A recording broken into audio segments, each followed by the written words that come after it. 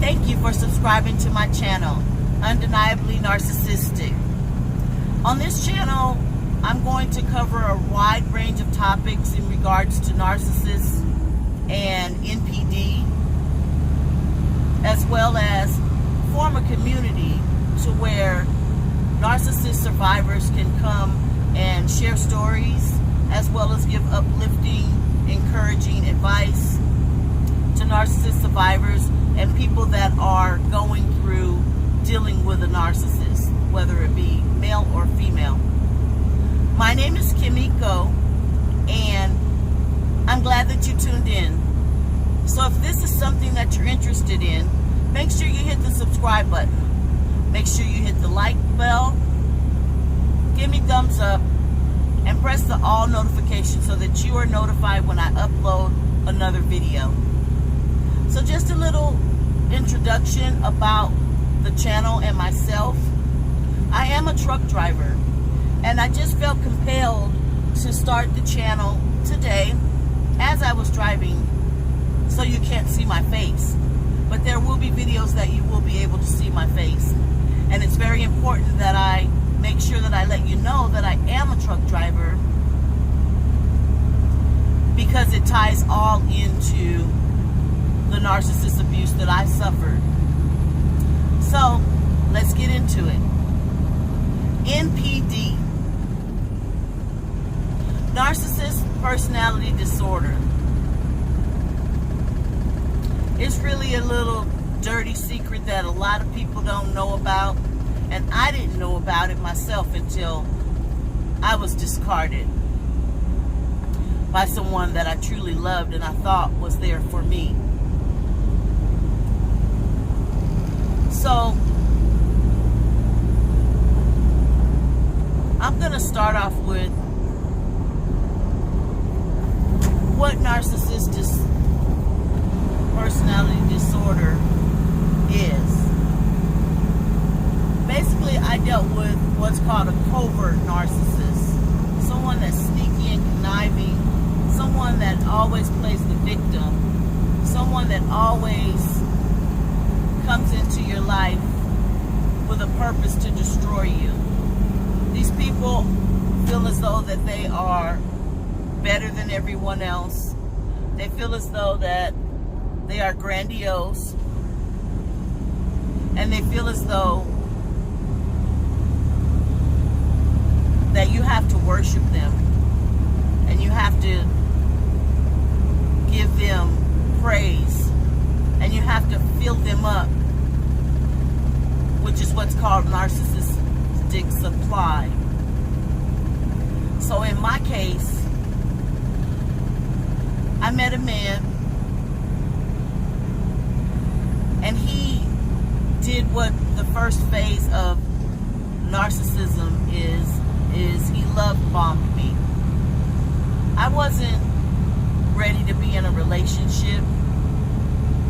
I wasn't really looking for anyone.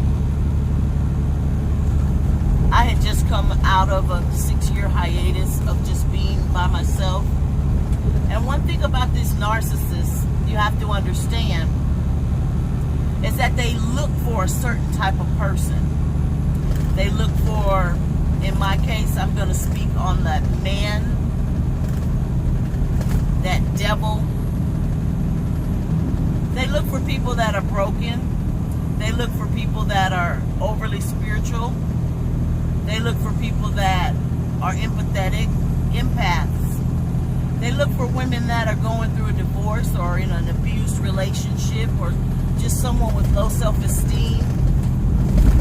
And then they also look for women that they feel as though are unattainable.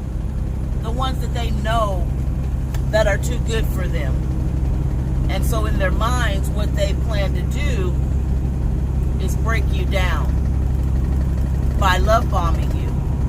And love bombing can consist of giving you money, giving you nice things, taking you on trips, giving you all types of praises. And in my case, that's exactly what my narcissist did. So he love bombed me. When I first met him,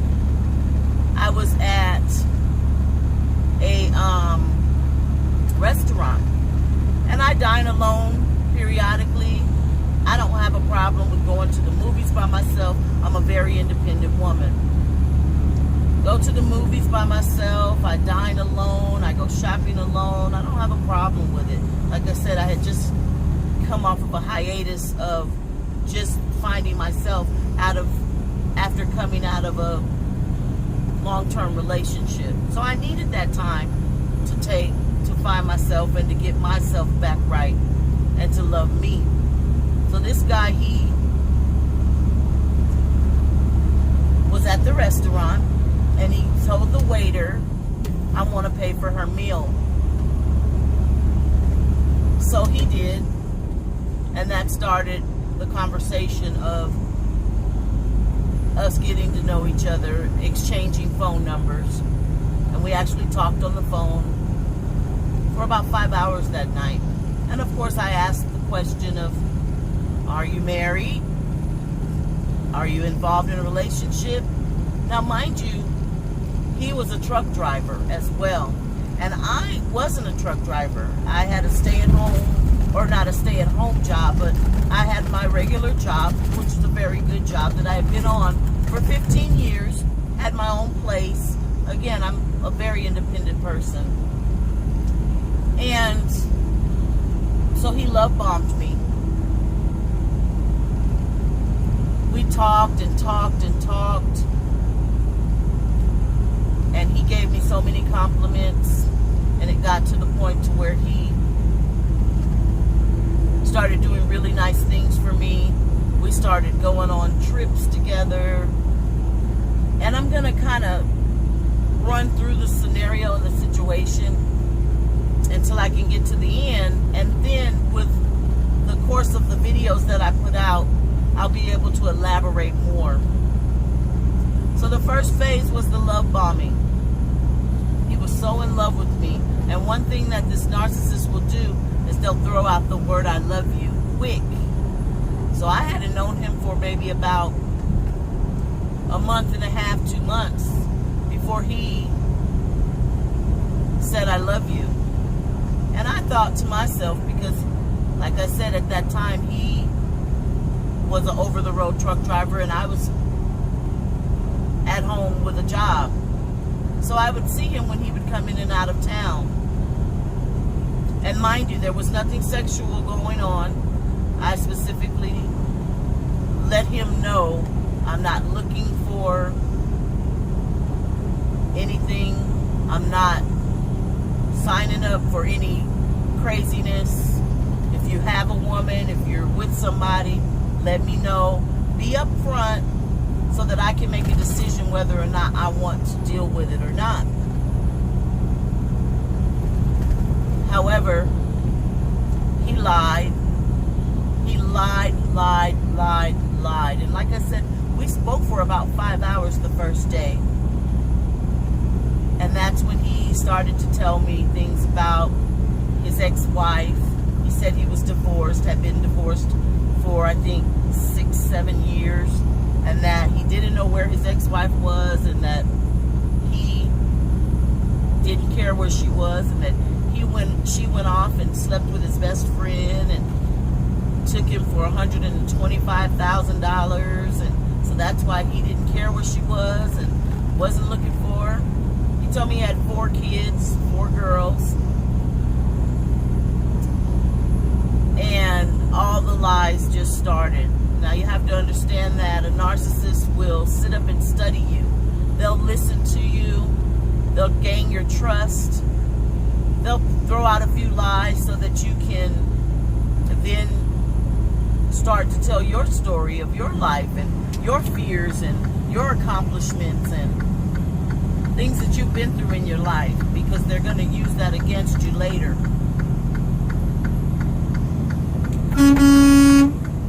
Sorry about that, guys. There was a cute little girl. She was in a car next to me, and she had gestured her arm for me to blow my horn, and so I did, which is really cool. That's sometimes really gives you a sense of empowerment of knowing that, you know, I'm here driving this big truck. So, back to what I was saying. So there was the love bombing stage. And when he said to me that he loved me, said immediately to him, no, you don't. You know, again, I'm a very strong, independent woman, and actually my words were, no, you don't. Get the hell out of here with that. Yeah, right. You know, type of thing. That right there created fuel for him to say, this is a woman that's unobtainable. And so therefore, I'm going to keep at it and keep at it and keep at it because she's strong. And I'm going to keep at it until I break her down. So, continuing on with the relationship and the story, actually the addiction ship, because after thinking about it, it was never a relationship. Actually, it lasted for 3 years. But after the love bombing stage,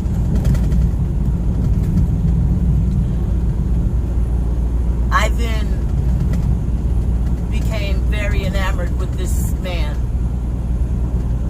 I fell in love with him. It was so much about him that I loved.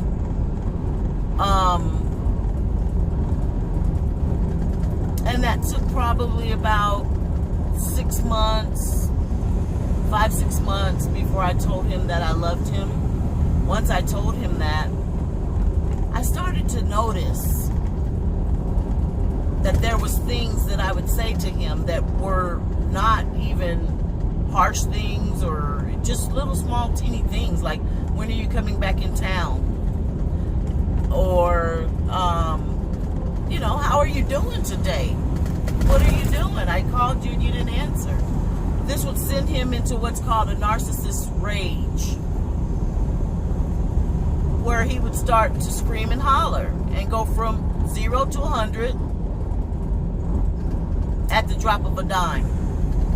I didn't know what that was, and I didn't even know what a narcissist was. I'll get to how I found out about narcissism in a minute. But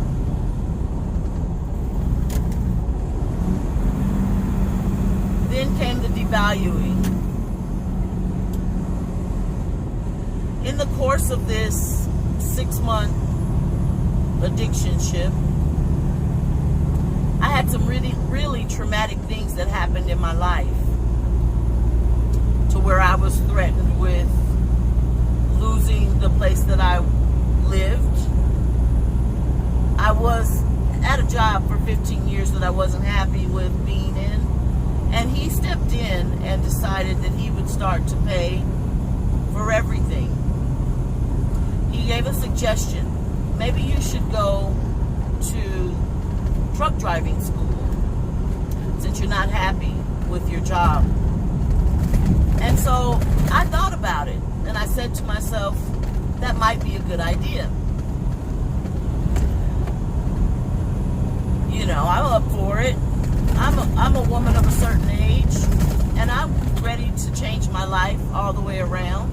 And I heard so many good things about driving a truck, being on the open road, driving across country, being able to go to different states and see how other people live and the different terrain. So I said, okay. I went ahead and I went to truck driving school. Now, before I went to truck driving school, like I said, I was faced with some obstacles. So he stepped in, this narcissist. Still with the love bombing stage. He paid my rent, all of my bills, my car insurance, cell phone bill, every bill and any bill for a whole year. So he took on the responsibility. So for a good year, he was shelling out about $2,500 for my expenses for a whole year. So I went ahead and went to truck driving school. At that point, he purchased all the things that I needed to go to truck driving school. Mind you, Truck driving school is $6,000. He even took my dog with him on his truck while I went out with a trainer for 6 weeks. So I trusted him with my dog that I love, that's just like my daughter. And thinking back on that, I trusted him with essentially my child. He could have run off with my child and I never would have seen her again. But I trusted him, and I never thought that he would do anything like that. After finding out the type of person that he was, it dawned on me that he could have very well walked off with my dog and I would have never seen her again, which would have been really devastating, because if you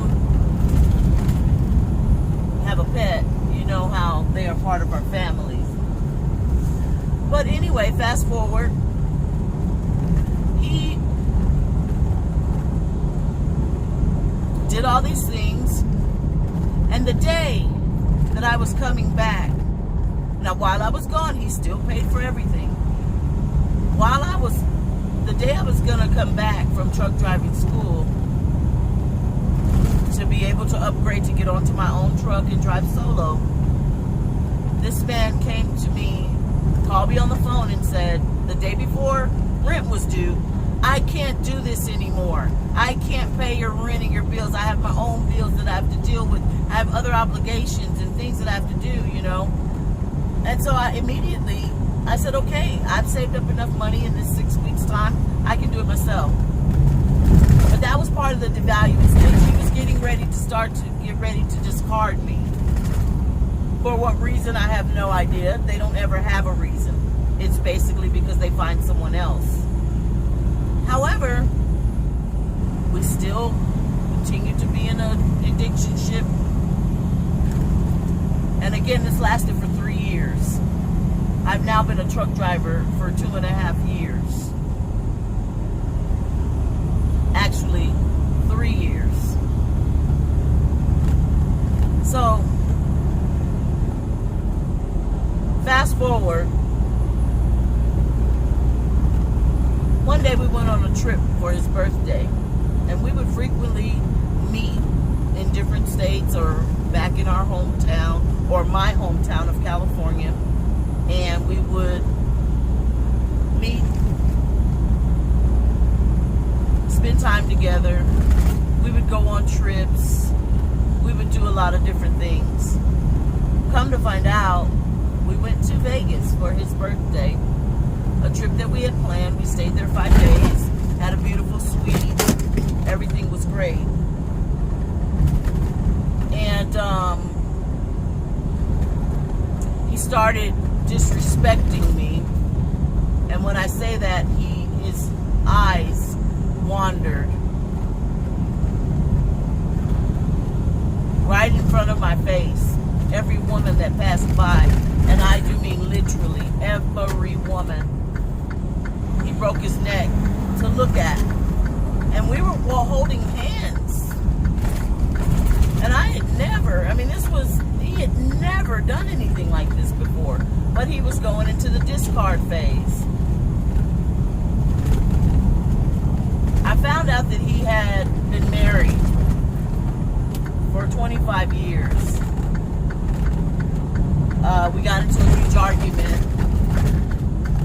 Found out he'd been married. Now, mind you, I told him the type of man that I was looking for, a God-fearing man, a man that was military, a man that,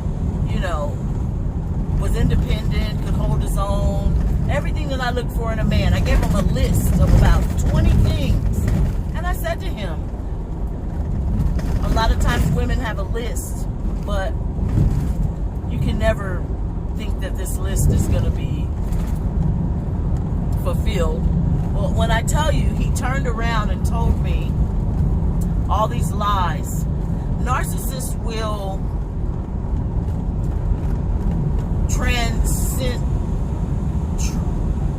transcend themselves into something else. He turned into a chameleon. He was then this God-fearing man. He prayed with me every single day. He gave me words of encouragement, uplifting words. He recited quotes out of the Bible. He lied and said that he was retired from the military and that he had PTSD and that he was did 2 tours of war and that he had been blown up and had to have surgery and all these things I was believing because I had no reason to think that he was lying. He told me, like I said, he had 4 daughters that he was estranged from because they were upset that he was in the military, and from the military he was a truck driver, and that he was never there for them for their first dance, their first kiss, their first date, their first ballerina recital, their graduations. So they had disowned him because they felt as though he was never there for them. But he said that he was sending them money to put them through school and to put them through all these different things. And so he said, how could they not think that I wasn't there for them because I'm the one who funded everything. I still never put 2 and 2 together. Come to find out, he had been married for 25 years. He only had 1 daughter. He didn't have 4. In the midst of all that, COVID-19 came up. He said that his daughter, one of his daughters, had died from COVID-19. And this was because he had started to gray rock. He had started not being available for a couple days at a time. And I would always say to him, something about a truck driver. These men can go around, and women. They can meet people in every state. They can have a woman in every state, you know. Usually at truck stops, there's a strip club or a bar, you know. You can meet women at Walmart, which is a place that we usually frequent because it's a one-stop shop where you can buy everything that you need. There's lot lizards. If you guys don't know what that is, it's prostitutes that are at the truck stops. There's sex industry for truck drivers is phenomenal. Sex is everywhere.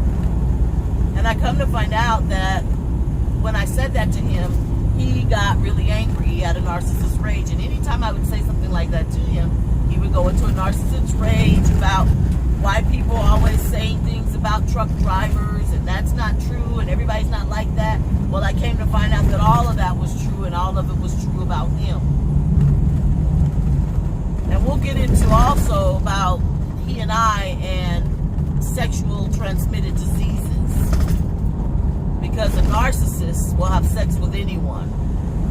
Anyone and everyone. Now, this man told me that he had a heart disease. And that he had erectile dysfunction.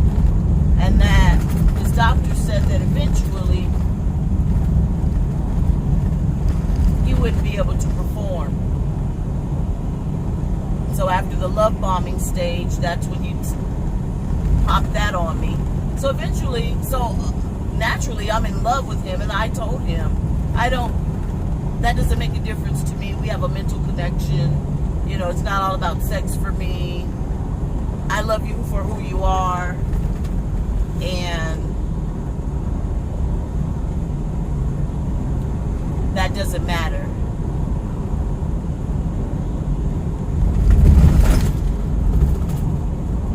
So he decided, he knew he had me. He knew he had a grip on me. I come to find out later that that's something that he always does. We'll get into that story time about how this man used Viagra. He always had an erectile dysfunction. So when I met him and we started having sex, he was on Viagra. And And once he didn't have any more Viagra, that's when he came to me and told me that he had a heart disease and that he wouldn't be able to perform anymore. Fast forward 3 years later, after the discard, I had still kept in contact with him, and he told me, guess what, I got some Viagra. He said he had never used it before. I said to him, because he told me the first day that I talked to him, after not talking to him for such a long time, that he had Viagra, and I'm thinking, well, I haven't talked to you in such a long time, you know, you're not telling me this for me, you're not going to use it on me, so why are you telling me this? Well, basically that let me know that it dawned on me once again that this is what he did to me too. He was on Viagra. And once it ran out, that's when he came with the sob story, because narcissists will play the victim, especially a covert narcissist. They will play the victim so that you can feel sorry for them, especially when you're telling them or asking them or confronting them about something that they've done as far as cheating or something that they said. They will not take accountability for their actions. So back to my story.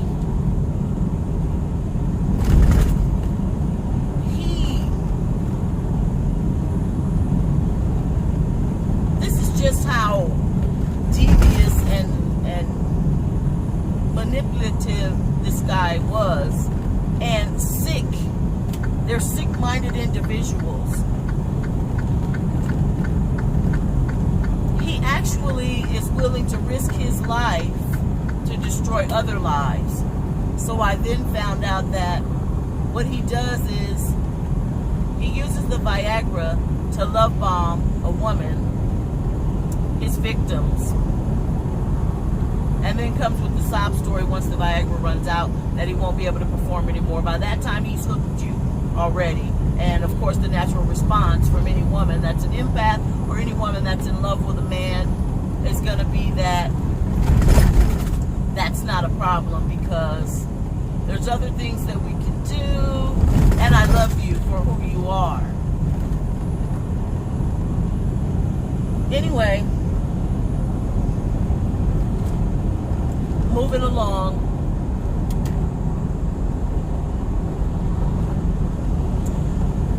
After I found out about the wife and about the fact that he didn't have a daughter that died from COVID-19, which, what type of person lies about their child that says that their child died of all things?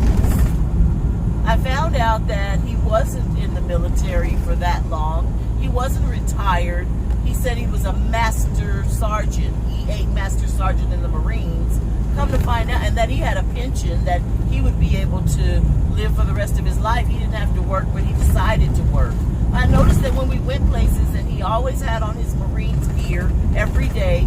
He wears Marines gear. So any ladies out there that, I also want to let you know, any ladies out there who are truck drivers or just anybody, if you come across this man, stay far, far away. But he wears his Marines gear, and we'll get into, I'm going to expose his ass. We're going to get into exactly who he is later on. This is just an introduction story time, but he wears his Marines gear all the time, and his fake dog tags and his fake plastic bubblegum Marines ring.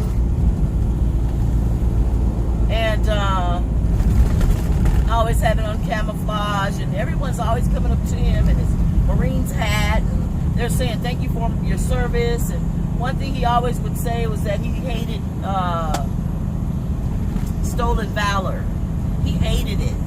He would question guys, because in the truck driving industry, there's lots of guys that are veterans and ex servicemen. So they all congregate, and he always wanted to question them and ask them, you know, what rank were you and where were you stationed and all these different things. Come to find out, he was stolen valor. He was not an E8 master sergeant in the Marines. He did not retire retire. He did not do 21 years. He did 2 years. And then he became a truck driver. So that, all of these lies were huge lies that he was telling. And another thing about a covert narcissist, and when you suffer